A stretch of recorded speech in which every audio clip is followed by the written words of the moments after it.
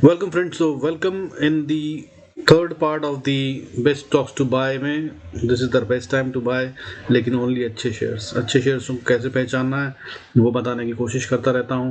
अभी तक 3 शेयर दे चुके हैं पिछले 2 वीडियोस के अंदर। मैं पहला एक इवन मोर दिया था, फिर गैंजेस सिक्योरिटीज़ दिया था और अभी अशोका मेट लास्ट वीडियो में दिया था। आज एक और शेयर लेके आया हूँ, नोट कर लीजिएगा। बाकी मार्केट का हाल और कल कैसे ट्रेड कर सकते हैं उन सब की बात करेंगे और अगले हफ्ते मार्केट का क्या ओवरव्यू रहेगा उस सब की बात करेंगे। आइए शुरू करते हैं आज का video. Before we do that I request to go through the disclaimer as per SEBI norms. जरूरत हो तो वीडियो को पॉज कर पढ़ें। तो आज का जो शेयर है वो है ऑसम मेट। करेंगे इसकी बात। उससे पहले समझ लेते हैं मार्केट का डेटा, मार्केट क्या कह रही है। मार्केट के अंदर में भाई देखिए, आज भी यानी कि फ्राइडे को भी बाइंग हुई है। नेट में पब्लिक से माल खींचा गया। हालांकि सेल ऑफ एफआईआईज का रुकने का नाम नहीं ले रहा है। एफआईआईज ने अभी जो सेलिंग करी है वो फिर से 4,382 करोड़ 4,382 करोड़ से थोड़ी ज़्यादा सेलिंग करी है फ्राइडे को। और इसके अगेंस्ट में मगर जो बाइंग DIIs ने करी है वो ज़्यादा है। इन्होंने 4382 के अगेंस्ट में बाइंग करी है 5723 करोड़ की, यानी कि नेट में 1340 करोड़ से ज़्यादा का माल पब्लिक से खींच लिया गया by smart money called DIIs, domestic institutional investors. तो इसका मतलब बाइंग तो हो रही है। लेकिन यार एक ना बीच में खबर आ गई है जो कि थोड़ी नेगेटिव है। जो हमारे GDP का डेटा आया है वो बहुत नेगेटिव आया है, 5.4 के करीब आ गया है, जो कि इन्फ्लेशन से बहुत नीचे है। एक्सपेक्टेड था नीचे आएगा, लेकिन इतना भी नहीं था। 7 के पास सोच रहे थे, 7 से 6 सोच सकते थे, लेकिन ये 5.4 आ गया है, काफ़ी नीचे है। तो मतलब that is what is gonna hit the market on Mondays. So उसके लिए सावधान रहिएगा। हालांकि जिस तरह की बाइंग हो रही है, जैसा कि दिखाया मैंने भी आपको, एफआईआईज ने 4,382 करोड़ की सेलिंग करी, उसके अगेंस्ट में 5,723 करोड़ की बाइंग कर डाली है DIIs ने। तो नेट में तो भाई माल खींचा जा रहा है पब्लिक से। हफ्ते का देखेंगे अगर इस पूरे डेटे को कंसोलिडेट करके वीकली बेसिस पे देखा जाए तो नेट में एफआईआईज ने 5,025 करोड़ का माल बेचा है, जिसमें से 4,382 करोड़ तो फ्राइडे को ही बेचा है। और DIIs ने बाइंग करी है 6,924 करोड़ की इस हफ्ते, 6,924 करोड़। तो इस तरह से अगर नेट ऑफ किया जाए, दोनों स्मार्ट मनी ने खरीदा बेचा, तो हुआ क्या कि पब्लिक से 1,899 करोड़ का माल खरीदा गया है। नेट में पब्लिक ने ये माल छोड़ दिया और उन्होंने उनसे ले लिया। तो स्मार्ट मनी जब माल खरीद रहा हो तो मार्केट गिरने के मूड में नहीं होती, ये तो मैंने आपको बताया था। तो इस तरह से तो इसमें मार्केट में स्ट्रेंथ दिख रही है। अब विक्स जो है वो भी यही कह रहा है। विक्स जो है इस समय पे 14.43 पे कूल ऑफ हो गया है। फ्राइडे को 5.13% टूटा है ये, जो कि एक साइन होता है कि मार्केट में स्टेबिलिटी ज़्यादा रहेगी, वॉलेटिलिटी कम रहेगी। और ये बात सही भी है। कारण ये है कि भाई देखिए, अब जो weekly expiry of mid cap होती थी मंडे को, वो तो होनी नहीं है। तो वो बहुत बड़ी वाली उछल कूद उसी वजह से होती थी, वो खत्म हो गई। ट्यूसडे को भी कोई एक्सपायरी नहीं है अब इस बार, फाइनेंशियल एक्सपायरी, फिर निफ्टी की एक्सपायरी वो भी खत्म हो गई है वीकली। वेडनेसडे को बैंक निफ्टी की एक्सपायरी होती थी, वो भी खत्म हो गई है अब। तो अगले 3 दिन तक वॉलेटिलिटी तो कम रहेगी, लेकिन जो न्यूज़ आ रही है वो खतरनाक है। अब इन 3 दिन में होने वाला क्या है, देखिए आज 1 तारीख है और अभी फ्राइडे को जो डेटा आने वाला है वो RBI की पॉलिसी है 6 तारीख को। वो एक बड़ा वाला इवेंट है मार्केट में। तो 6 दिसंबर को अपना RBI पॉलिसी रेपो रेट के ऊपर नया अपना जो भी स्टेटमेंट है वो देगा और पॉलिसी जो भी बनाएगा वो देगा। अगर कहीं ये कम हो जाती है तो भाई रेपो रेट कम होते हैं तो बहुत फर्क पड़ेगा मार्केट में, बट वो फ्राइडे तक की बात है। उससे पहले इंपॉर्टेंट इवेंट्स कौन कौन से हैं, तो मंडे को भाई देखिए, अब ये पूरा हफ्ता इनफैक्ट डेटा का है, ग्लोबल डेटा आता रहेगा, इन्फ्लेशन का डेटा, GDP का डेटा सारी जगह से आता रहेगा। तो मंडे को क्या है, मंडे को इंडोनेशिया का इन्फ्लेशन का डेटा और इटली का GDP का डेटा आना है। उसके बाद 3 दिसंबर ट्यूसडे को इन्फ्लेशन का डेटा आएगा कोरिया का और टर्की का, और GDP का डेटा आएगा ब्राजील एंड साउथ अफ्रीका का। 4 दिसंबर वेडनेसडे को सेंट्रल बैंक पॉलिसी है पोलैंड की। 5 दिसंबर को फिलीपाइंस का इन्फ्लेशन का डेटा है। हालांकि बहुत इंपॉर्टेंट नहीं है ग्लोबल मार्केट्स के लिए, बट फिर भी इम्पैक्ट डालता है। और फिर 6 तारीख को असली खेल है। फ्राइडे को अगर हम बात करें तो हमारी RBI की पॉलिसी है रेपो रेट के ऊपर जो आना है वो, प्लस थाईलैंड का इन्फ्लेशन का डेटा आएगा और GDP का डेटा यूरो एरिया का, यूरोप का वो आएगा। और मंथली नॉन फॉर्म डेटा हमारे US का भी आना है। That's not that big difference to market, but हाँ आना है। ये सब इंपॉर्टेंट इवेंट्स है बिग वाले जो आने वाले हफ्ते में होंगे। अब नज़र रखिएगा विक्स पे, वॉलेटिलिटी इंडेक्स अगर कूल्ड ऑफ रहता है तो मार्केट में बहुत खतरा नहीं है इस समय, लेकिन ये मंडे को बहुत इंपॉर्टेंट दिन है। देखना ये है कि जीडीपी के डेटा के ऊपर how does the market react. अगर ये पहले से इनकलकेट हो रखा है, इसी की वजह से मार्केट में पहले गिरावट आई थी, तो फिर मार्केट स्टेबलाइज रहेगी, तब भी साइडवेज है, पैसा बनाना थोड़ा सा डिफिकल्ट होगा ऑप्शंस में, बट अच्छे शेयर्स खरीदने का सही टाइम होगा। अब अगर मार्केट इसको पहले इनकलकेट कर चुकी है तो मार्केट में बढ़त भी आ सकती है, क्योंकि डीआर जिस तरह से बाइंग कर रहे हैं हो सकता है वो बढ़ती हुई नजर आए। नया महीना शुरू हो गया है, दिसंबर के महीने में 1 से 10 तारीख में सबसे ज़्यादा पैसा लगता है मार्केट में जनरली, तो अगर ऐसा होता है तो फिर बहुत अच्छी बात है, फिर ये बढ़त आ सकती है। लेकिन उससे पहले बात करते हैं जो शेयर में लेके आया हूँ आपके लिए उसकी। तो ऑसम शेयर है भाई, AUSOMENT, ऑसम मेंट शेयर है। ये ज्वेलरी के धंधे में है, ठीक है। और अगर इसको देखें तो ये भाई मुझे स्ट्रांग दिख रहा है, स्ट्रांग होता हुआ दिख रहा है, अभी स्ट्रांग हो गया ऐसा नहीं है। फंडामेंटल चेक करें, मुझे वो भी इसमें स्ट्रांग दिख रहे हैं, तो इसलिए ये आपके लिए लेके आया हूँ। तो क्या है इंपॉर्टेंट लेवल्स, उनको समझ लेते हैं।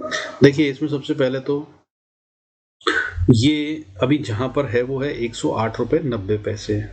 अगर ये ऊपर जाता है अभी के अभी तो ये आराम से जा सकता है 113 से 115 तक, चांसेस आर हाई।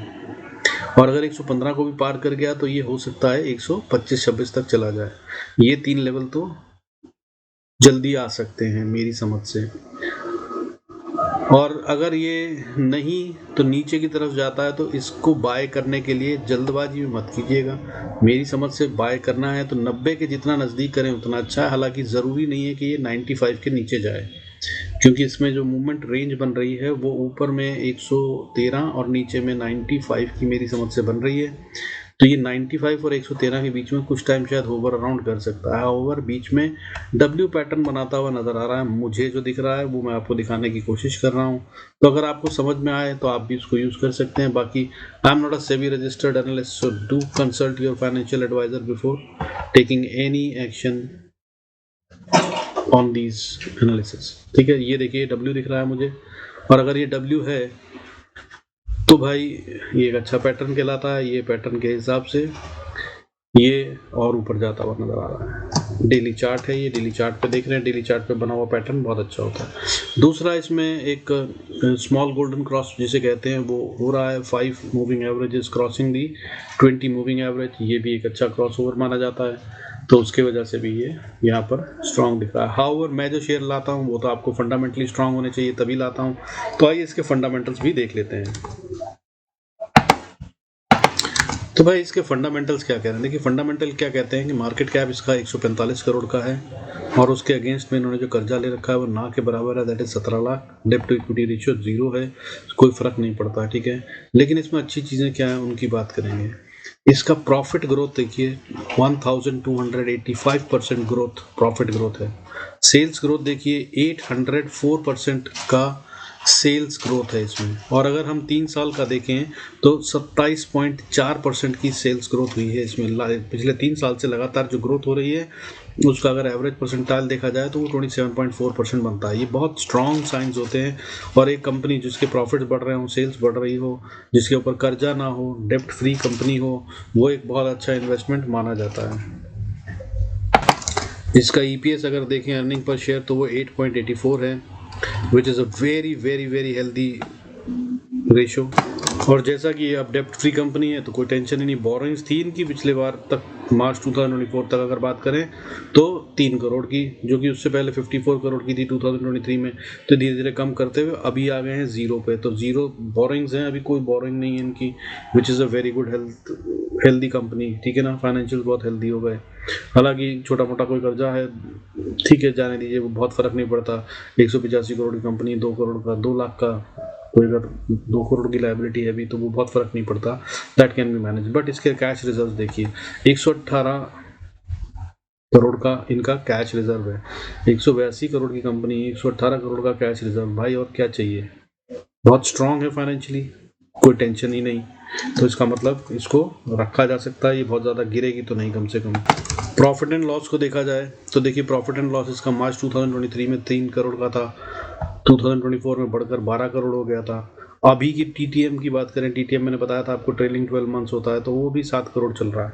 7 करोड़ भी कम नहीं है, ठीक है ना, उस हिसाब से परसेंटाइल में बहुत अच्छा है।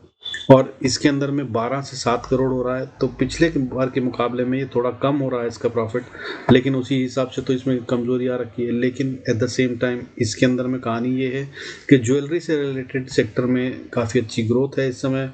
कारण जो इस बार की पॉलिसीज आई हैं, एक्साइज ड्यूटी कम कर दी गई है गोल्ड की परचेज और इम्पोर्ट पे, जिसकी वजह से सारे गोल्ड स्टॉक्स जो हैं वो चलते हुए नज़र आ रहे हैं। आप चाहें तो देख सकते हैं पीसी ज्वेलर जैसे शेयर भी बहुत तेज़ी से बहुत ऊपर उठते हुए नज़र आए, ये भी उन्हीं में से एक है जो बहुत फ़ायदा उठाएगा आने वाले समय में because of the government policies. ठीक है, आइए अब चलते हैं निफ्टी के चार्ट पे, मार्केट क्या करने वाली है उसको समझने की कोशिश करते हैं। तो भाई देखिए, निफ्टी हो या बाकी सारे इंडाइसेस 200 मूविंग एवरेज पे सपोर्ट लेके ऊपर की तरफ गए हैं और अच्छे से सपोर्ट ले ली है, कोई दिक्कत वाली बात नहीं है। अगर अभी कोई करेक्शन आती भी है तो जब तक 23,550 इंटैक्ट है तब तक मार्केट कोई और बड़ी करेक्शन देने के मूड में नहीं है। बाकी थोड़ा बहुत ऊपर नीचे तो होता ही रहेगा। तो अब क्या है लेवल जिनके ऊपर हमें मंडे को ट्रेड करना है या कर सकते हैं, उनकी बात करेंगे। तो मंडे के लिए या अगर आगे के लिए देखें तो क्या लेवल्स इंपॉर्टेंट बन रहे हैं, तो वो है अभी के हिसाब से अगर देखा जाए तो सबसे पहले तो भाई देखिए इंपॉर्टेंट बन जाता है 24,140-50 का लेवल। 24,140-50 के ऊपर रहना चाहिए निफ्टी को, तब ये बढ़ रही है, अदरवाइज यहाँ से करेक्शन दिखाती हुई नजर आएगी और नीचे जा रही है। अगर ये नीचे जाती है तो 24,100 से 120 का एरिया जहाँ ये सपोर्ट ले सकती है, बहुत हाई प्रोबेबिलिटी है, वहीं पे ऑलमोस्ट है। वहाँ से नीचे आती है तो 24,040 ये है अगली सपोर्ट। उससे अगली सपोर्ट 23,962 और अगर उससे भी आगे जाएं तो 23,860 ये है अगली सपोर्ट। और अगर नीचे की तरफ बात करें तो 23,850-60 का लेवल वो लेवल है जिसके नीचे से नहीं जाना चाहिए। हाउएवर अगर इसके नीचे गई तब एक बड़ी करेक्शन और दिख रही है, थोड़ी सी हो सकती है जो, तो वो आएगी 23,693। लेकिन ये तो बहुत लंबी बात हो गई, वहाँ तक तो अभी तो नहीं जा रहे। मंडे को जो कहानी दिख रही है वो मोस्ट प्रोबेबली अगर नीचे की तरफ आते हैं तो 24,040 जो है वो एक अच्छी सपोर्ट का काम करना चाहिए। और अगर इसको तोड़ दिया तो 23,960, इससे ज़्यादा नीचे का सीन दिख तो नहीं रहा है। बाकी लेवल्स मैंने आपको बता दिए, इनका यूज़ कीजिएगा। लेकिन अगर ये ऊपर जाना चाहती है तो भाई देखिए, पहला लेवल 24,140-50 का लेवल बताया, इसके ऊपर ही ट्रेड करें तभी ये बाय की समझदारी है, अदरवाइज ये अभी बाय में बन नहीं पाएगी, क्योंकि जिस तरह की न्यूज़ है मैंने बताया आपको जीडीपी वाला कहानी, तो वो हिट करेगी। लेकिन अगर ये बनता ही बाय में और ऊपर जाता है तब इसका अगला लेवल जो है रेजिस्टेंस का वो 24,240 बनता है। और 24,240 क्या एरिया है वो देख लीजिए। मैंने क्या कह रखा है आपको, पहले ही पिछले वीडियो में बताया था आपको, ये वो जोन है जहां पर की प्रॉफिट बुकिंग के चांसेस हैं। कहां से कहां तक? 24,160 से 24,250-60 ये प्रॉफिट बुकिंग एरिया है। ये मैंने पहले बताया था और इसी पे हिट खा के वापस गिरी है फ्राइडे को। मैंने थर्सडे के वीडियो में आपको बताया था कि ये इसको प्रॉब्लम दे सकता है। तो ये है वो एरिया जिसे क्रॉस करना भी थोड़ा मुश्किल लग रहा है। तो 24,260 से ऊपर भी जाती हुई दिख नहीं रही है मार्केट। लेकिन अगर पैसा लगता है और जीडीपी का रिएक्शन जो है वो बहुत नेगेटिव नहीं आता, मार्केट ने अगर ऑलरेडी प्राइस इन कर रखा है, तब ये लेवल पार हो जाएगा। और ये पार हो जाता है अगर, तो ये फिर बहुत अच्छा मूव है। फिर ideally market will be open for 24,490, 500 का लेवल मान लीजिए 24,500, यानी कि यहाँ से और 250 पॉइंट की अप मूव की चांसेस बनते हैं, जिसमें कि पहली रेजिस्टेंस जो आएगी वो छोटी रेजिस्टेंस है 24,311 के पास, उससे अगली रेजिस्टेंस 24,350-60 के पास, उसके बाद 24,390 और फिर 24,490। ये हैं रेजिस्टेंस के जोन्स जो ऊपर जाने में आएंगे। अगर मार्केट ऊपर चलना चाहती है तो अगले हफ्ते ये सब खेला जाएगा। और अगर इसके भी ऊपर चली जाए तो 24,550-60 ये है बॉर्डर। इसके पार जाना बड़ा मुश्किल है अभी फिलहाल तो, क्योंकि ऐसा कोई सिनेरियो नहीं है। इसके लिए दम चाहिए, कोई न्यूज़ चाहिए या एफआईएस की जो सेलिंग हो रही है वो रुक जानी चाहिए, और वो अभी ऐसा कुछ होता हुआ नज़र तो आ नहीं रहा है। सो ध्यान रखिएगा, सावधान रहिएगा। एंड अब कोई वीकली एक्सपायरी तो है नहीं, so there is nothing more I can say about. So just try and be profitable and do good trades, sensibly कीजिएगा। ऑप्शंस के बिहेवियर में चेंज आ जाएगा अब, क्योंकि अब वीकली एक्सपायरीज नहीं है, सिर्फ निफ्टी की एक्सपायरी और सेंसेक्स की एक्सपायरी रह गई है जो वीकली होंगी, इसके अलावा कोई वीकली एक्सपायरी नहीं है। So market will start behaving differently. मैं अभी कुछ दिन शायद ट्रेड नहीं करूँगा, आई सिर्फ मॉनिटर दी मार्केट कि वो किस तरह से ऑप्शंस पे इम्पैक्ट डालती है, और फिर उसके बाद मैं उसके अंदर अकॉर्डिंगली जो साइंस डेवलप होगी उसको यूज़ कर ट्रेड करने की कोशिश करूँगा, और मुझे समझ आएगा तो मैं जल्दी आपको भी बताऊंगा। लेकिन ये पहला हफ्ता है, so be very careful and cautious. My advice is try and stay away. Better would be observe more than do more. ज़्यादा करने की बजाय ज़्यादा देखना सीखिए, ज़्यादा अच्छा रहेगा। With this, I conclude this video. Thank you so much for staying connected. God bless us all. See you in next video.